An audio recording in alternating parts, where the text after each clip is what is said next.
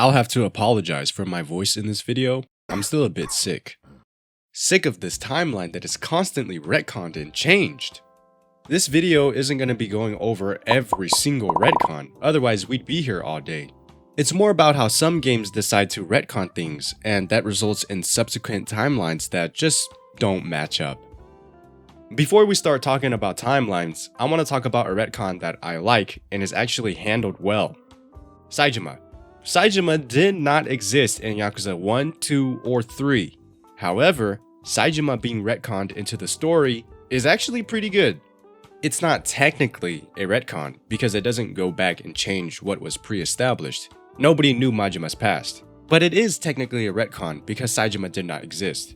But why do I think this is an example of a good retcon?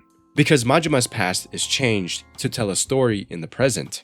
History gets made and it's directly addressed. Then we look at Yakuza 0.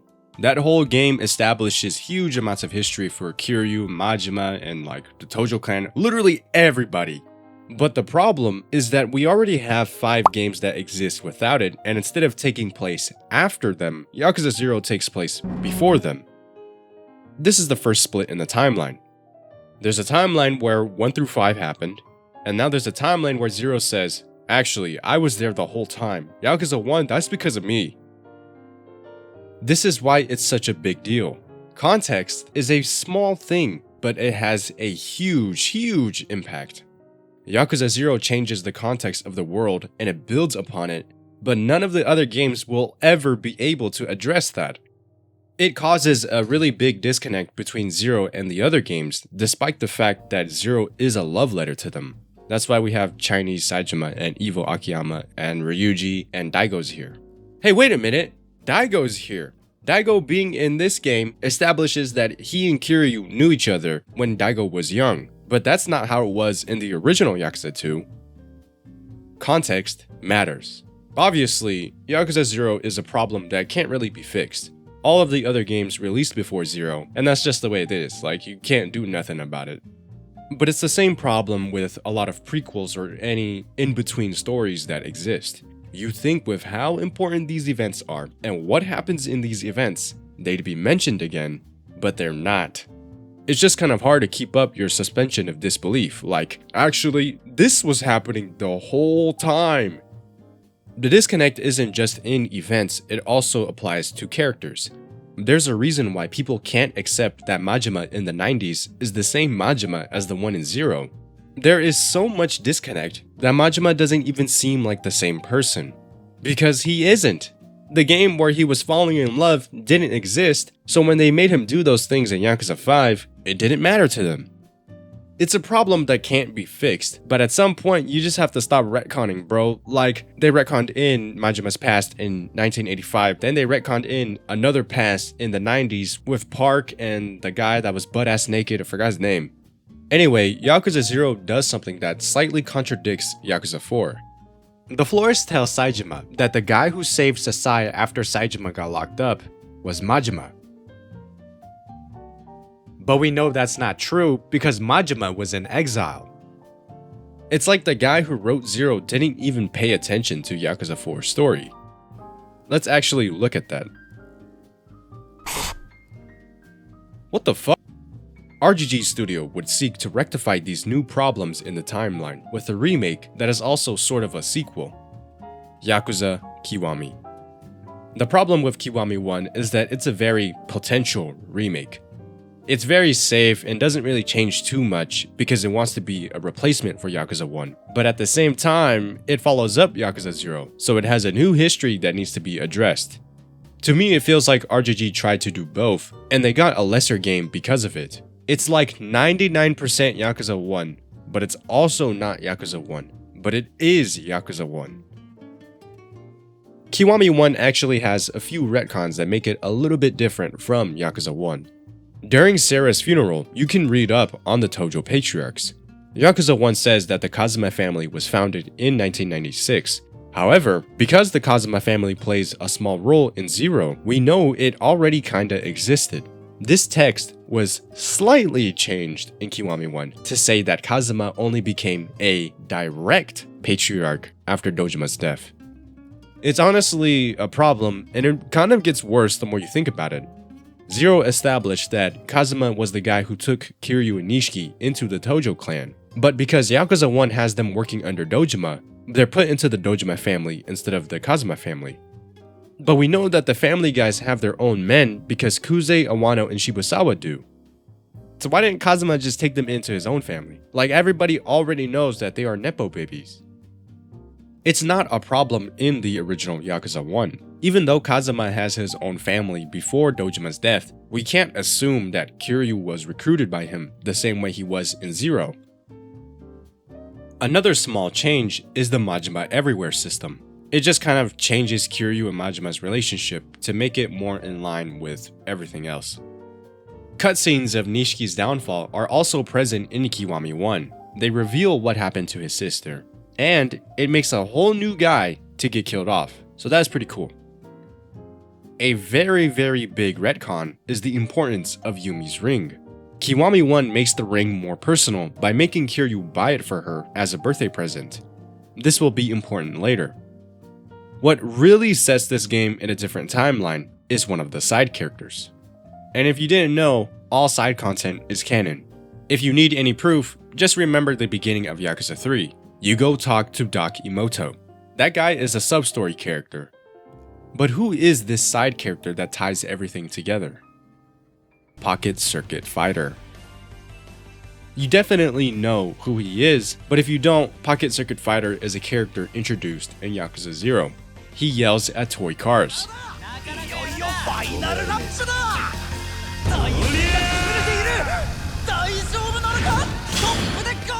Zero has a whole set of sub-stories dedicated to pocket racing, where Kiryu befriends a group of kids and eventually races with the greatest pocket circuit racer of all time. Fighter and the kids are in Kiwami 1, setting this in a timeline where Yakuza 0 took place. It can't take place in the Retconned 0 timeline because that timeline is just the original, but 0 happened the whole time. That's why it has its own timeline. The thing about Kiwami 1's existence is that it's like 0. All of the other games were made with the intent to follow Yakuza 1, not Kiwami 1. This begs the question of what to do with upcoming games. Do you follow the original? Do you follow the replacement? RGG would answer this question with Yakuza 6. Yakuza 6 released 4 years after Yakuza 5, being the first game in years to continue the story in present day. The problem with Yakuza 6 is that it wanted to address the retcons of 0 and Kiwami 1, despite the fact that it followed Yakuza 5. Man, I shouldn't have to explain why this is stupid. The game tried to start a trend that still hasn't stopped to this day. BS. Brand Synergy. Yakuza 6 tried to synergize with Yakuza Kiwami 1. This is evident from the fact that Yumi gets refocused on as Kiryu's one true love. 心に決めた愛した女がいた。もっとも今は遠く離れちまったがな。俺がもっと器用に生きられていたら違った結末になっていたかもしれねえ。そうやって後悔しちまう日もたまにあるんだ。やり直すことなんてできねえのにな。And the second half of Today is a Diamond is about Yumi. Here's where that disconnect returns, and it's even stronger than before. You have a game set in 2005 focusing on Yumi, followed by a game set 10 years later kind of focusing on Yumi. Maybe in release order, it's not so bad, but chronologically, it's a mess.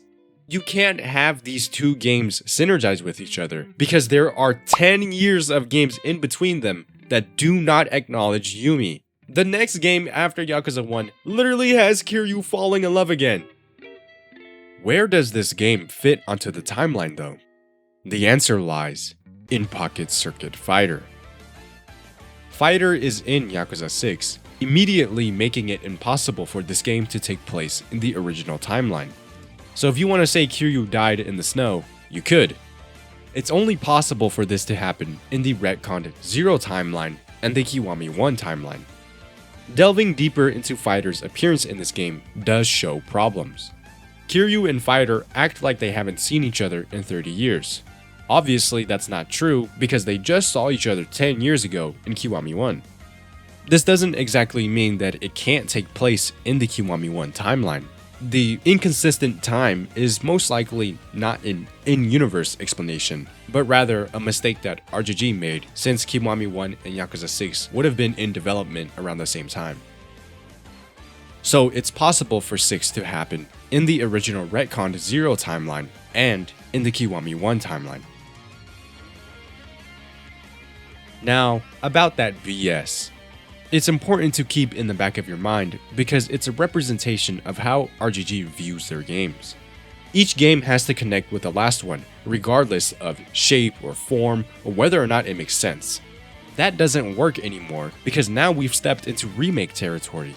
You can't have a game set in 2005 synergize with a game set in 2015. It's just not gonna work. It especially doesn't work if you're not planning for the future or you're forcing the synergy where it doesn't need to be.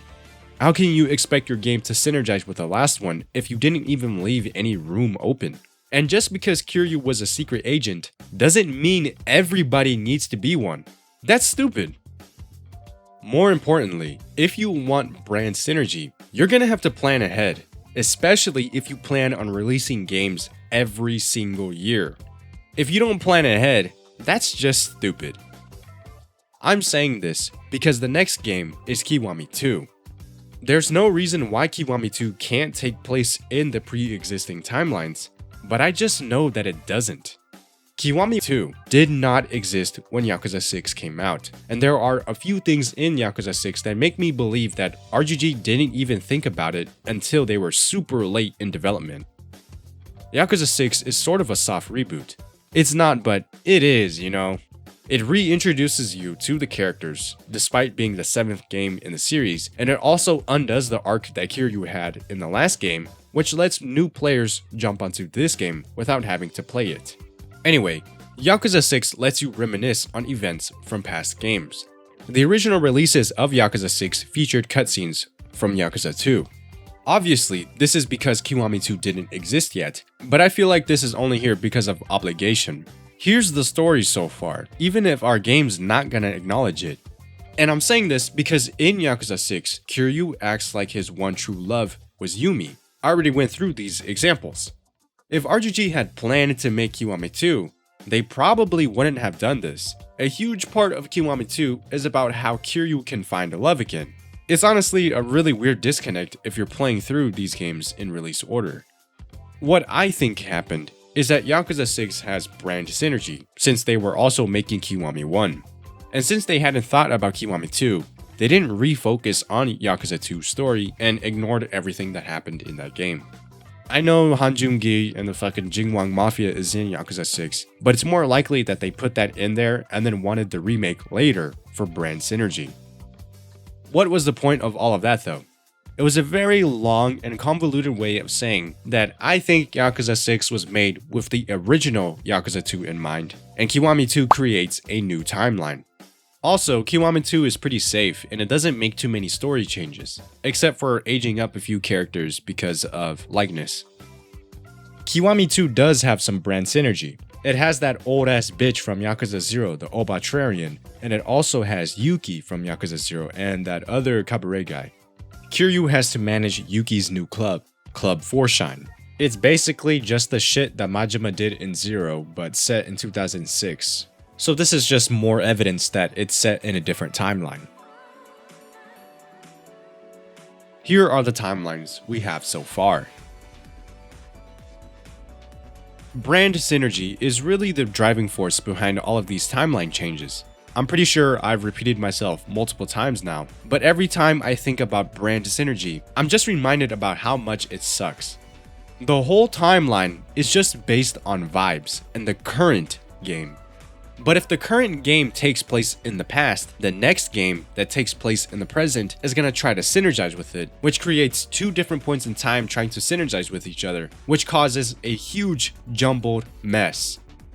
RGG had the perfect chance to simplify everything. With the end of the Kiryu saga, we were allowed to get a fresh start, something free from this brand synergy timeline. Yakuza 7 establishes Ichiban Kasuga and the Arakawa family. The timeline placement of this game is pretty straightforward. Going to Sotenbori shows that it has Club 4shine, something only present in Kiwami 2. For some people, this isn't a good enough explanation. I mean, Yakuza 5 reuses the Kamurocho map from Dead Souls, and it clearly doesn't take place in the same timeline. That's why we gotta look at some more BS. Two characters really stand out: Patriarch Gondawara and Iyu-jin. These are sub-story characters from Kiwami 2 that RGG decided to slap onto this game because brand synergy. So it's pretty clear that Yakuza 7 takes place in the Kiwami 2 timeline. Now the timelines look a little something like this. Just when you think things are going to be straightforward, some huge retcons are made in The Man Who Erased His Name. I actually like parts of this game, but other parts of this game are just ass, bro. Like, you can tell it was made in 6 months. But that's not what I'm here to talk about. The Man Who Erased His Name creates history and characters that are hard to acknowledge. It's especially difficult when you have allies that you'd expect to be important, just not ever be mentioned. Tsuruno, Akame, and Hanawa, these are characters that are very important, but they did not exist in 2020 when Yakuza Like a Dragon was released. Akame was not in Sotenbori. Tsuruno was not at the Great Dissolution. They all got involved with the story 3 years later when RGG made The Man Who Erased His Name, and the story is retconned to match that.